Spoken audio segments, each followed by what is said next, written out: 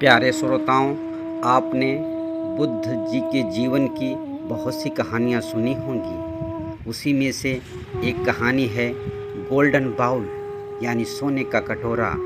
इस सोने के कटोरे में महात्मा बुद्ध जी की ईमानदारी के बारे में चर्चा की गई है। हम देखते हैं कि ये कहानी हमें किस तरह से ईमानदारी सिखाती है। यह कहानी उत्तर प्रदेश के 10वीं क्लास के पाठ्यक्रम में भी पहले थी, तो हम इस कहानी को सुनते हैं। बहुत समय पहले की बात है। एक राज्य था जिसका नाम था शेरी राज्य। उसमें बोधिसत्व जो बर्तनों का व्यापार करते थे रहते थे। उसी शहर में एक और व्यापारी था जो उन्हीं वस्तुओं का व्यापार करता था, परंतु वह बहुत लालची था। बोधिसत्व और उस व्यापारी ने व्यापार करने के लिए सड़कों का बंटवारा कर लिया था और दोनों अपने अपने क्षेत्र में अपना अपना सामान बेचने के लिए निकल जाते थे। उस शहर में एक निर्धन परिवार रहता था। कभी वे धनी व्यापारी थे, लेकिन अब तक वे अपने सभी पुत्रों, भाइयों और सारी संपत्ति खो चुके थे। केवल एक लड़की और उसकी दादी जी ही बची थी और वे मजदूरी करके अपना जीवन यापन करती थीं। फिर भी उनके घर में एक सोने का कटोरा था जिसमें पुराने समय में परिवार के मुखिया, महान व्यापारी भोजन किया करते थे, लेकिन वह बर्तनों के बीच पड़ा हुआ था और लंबे समय तक इस्तेमाल न होने के कारण उस पर धूल जम गई थी। इसलिए दोनों महिलाओं को पता नहीं था कि वह कटोरा सोने का है। एक दिन उनके घर के दरवाजे पर एक लालची फेरी वाला अपने चक्कर लगाते हुए चिल्ला रहा था, पुराने बर्तन के बदले नए बर्तन ले लो। जब लड़की को पता चला कि व्यापारी आया है, तो उसने अपनी दादी जी से कहा, मेरे लिए एक छोटी सी चीज़ खरीद दीजिए। हम बहुत गरीब हैं प्यारी, हम इसके बदले क्या दे सकते। दादी ने कहा, अरे ये कटोरा किसी काम का नहीं है, इसे इसके बदले दे दीजिए। बूढ़ी औरत ने फेरी वाले को अंदर बुलवाया और उसे बिठाया और कटोरा देते हुए कहा, यह लीजिए साहब, और कृपा करके इस लड़की को इसके बदले कुछ न कुछ दे दीजिए।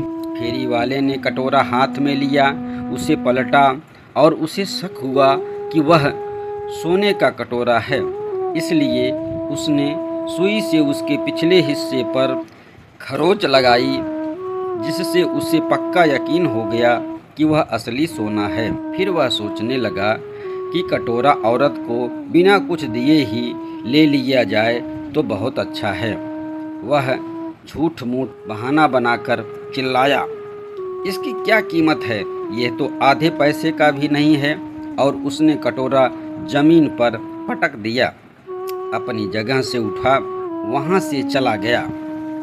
अब जैसा कि दोनों फेरी वालों के बीच तय हुआ था कि एक फेरी वाला उन गलियों में जाकर देखेगा जहां दूसरा गया था, बोधिसत्व उसी गली में व्यापार करने के लिए बर्तनों का ढेर लिए हुए आए और दरवाजे पर पहुंचकर चिल्लाए, पुराने बर्तनों के बदले नए बर्तन ले लीजिए। लड़की ने फिर से अपनी दादी से वही अनुरोध किया और दादी ने जवाब दिया, मेरी प्यारी, पहले फेरी वाले ने हमारा कटोरा ज़मीन पर फेंक दिया और घर से भाग गया।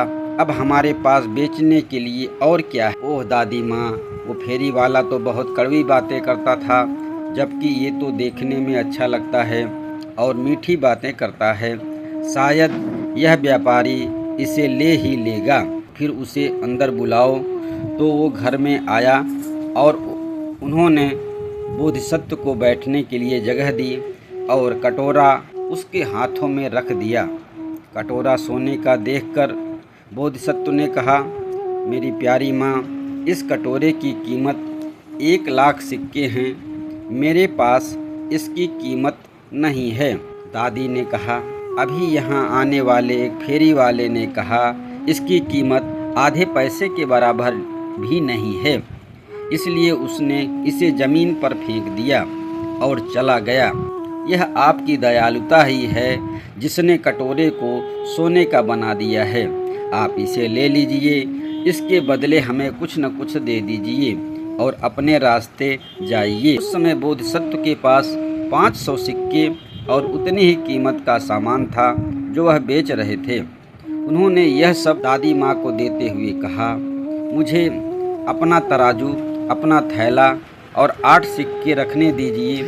उनकी सहमत से वे सब लेकर तेजी से नदी किनारे चले गए, जहाँ उन्होंने अपने 8 सिक्के नाविक को दिए और नाव में बैठकर दूसरी पार जाने के लिए तत्पर हुए। बाद में लालची फेरी वाला लौटते हुए उस घर के पास आया और महिलाओं से अपना कटोरा लाने को कहा, यह कहते हुए कि वह इसके बदले उन्हें कुछ न कुछ दे देगा।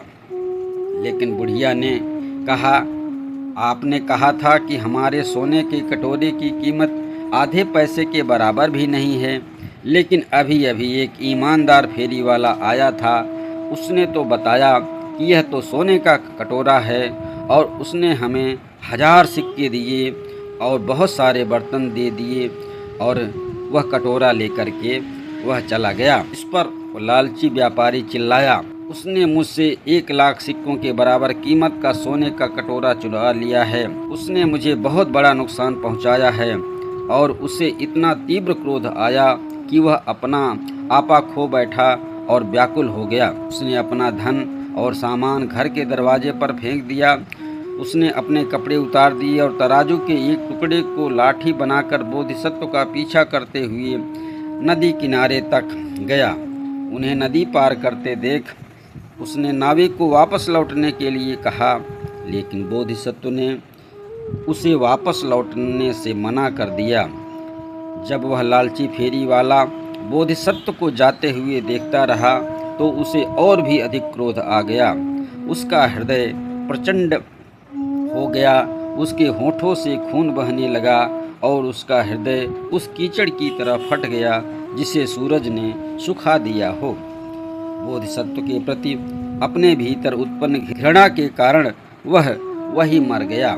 इस कहानी से हमें शिक्षा मिलती है कि हमें सदा ईमानदारी के साथ रहना चाहिए। लालची व्यक्ति का यही हश्र होता है। कहानी सुनने के लिए बहुत बहुत धन्यवाद।